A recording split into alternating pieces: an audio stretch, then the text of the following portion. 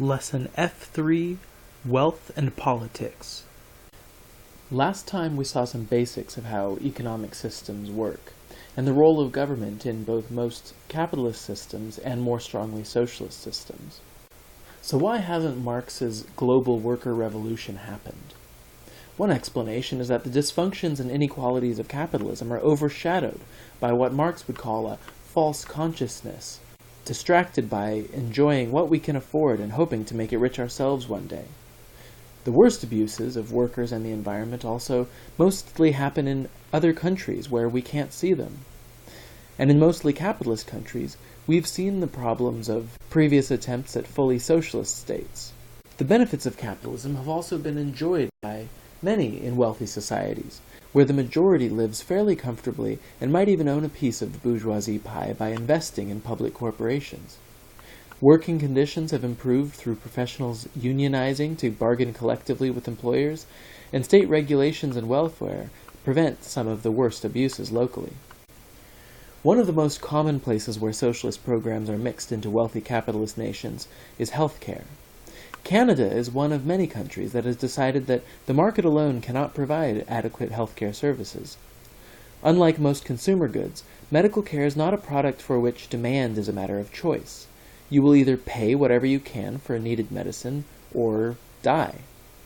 The United States is rare in lacking a universal system for providing health care, although the Affordable Care Act, aka Obamacare, attempted to fix some of the cracks where many Americans had fallen through. Welfare capitalism means a mostly free market where the state intervenes to help individuals by stabilizing the market, preventing abuses, and helping those who can't help themselves.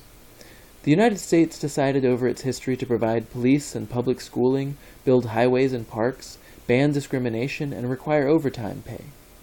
Direct forms of welfare such as food stamps and Social Security provide a safety net for people when the system fails, but may also allow some people to take advantage of others' work. The United States, and every other country, has always had some amount of state help to businesses and the market. States offer tax cuts or financial help to potential businesses, and may practice other forms of protectionism, including charging tariffs on imported goods. The government may run some of its own industries, providing public goods or research and development. All of the products you see here are spin-offs from the U.S. space program, crucial technologies used in everything from outdoor recreation to smartphones. But NASA is nothing compared to the public school system and military, each of which support millions of jobs directly and in related industries. But paying for services from military to Medicaid requires money, so governments must balance spending and tax revenue. A budget deficit requires the government to borrow money, and some U.S. agencies currently owe trillions, although much is to other government agencies and citizens who own government bonds. An additional problem that may arise from state capitalism is the question of whether government help is given equally. Some corporations' market dominance has been helped greatly by personal or financial influence in government, leading some to call our system crony capitalism. Major industries have seen laws that gave them funding or tax breaks, or hindered their competition, or deregulated their own operations. When badly run corporations fail, such as the 2008 banking crisis, the government has bailed them out to keep them in business. This may be one of the big reasons why we've seen those in poverty continue to suffer, the middle classes shrink, and the people at the top of the wealth stratification system gaining most of the income rise since 1980. Corporate profits are growing far faster than worker wages. One of the major effects of deregulation has been a change in how money is made.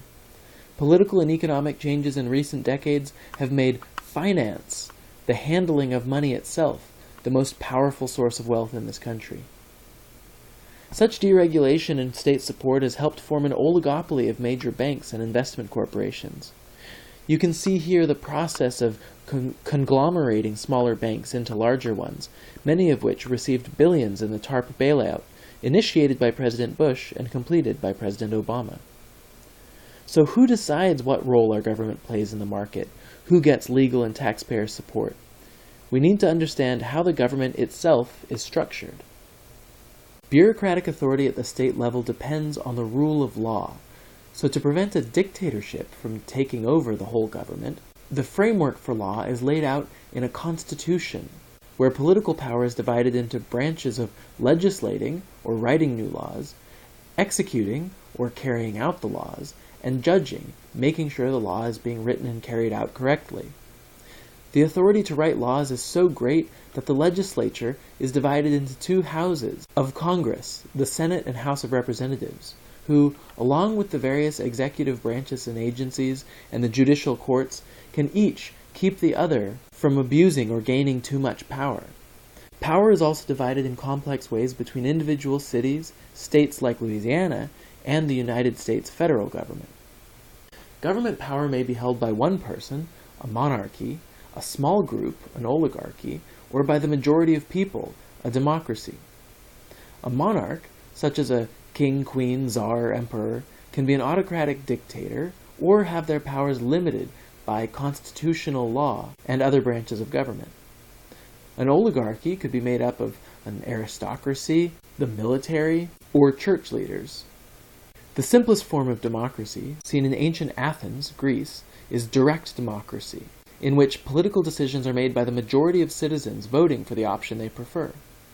While citizen referendums can change laws in many cities and states, our republic is set up in the Constitution as a mostly representative democracy, in which we vote to give individual people, such as senators, mayors, and presidents, authority to make decisions for us.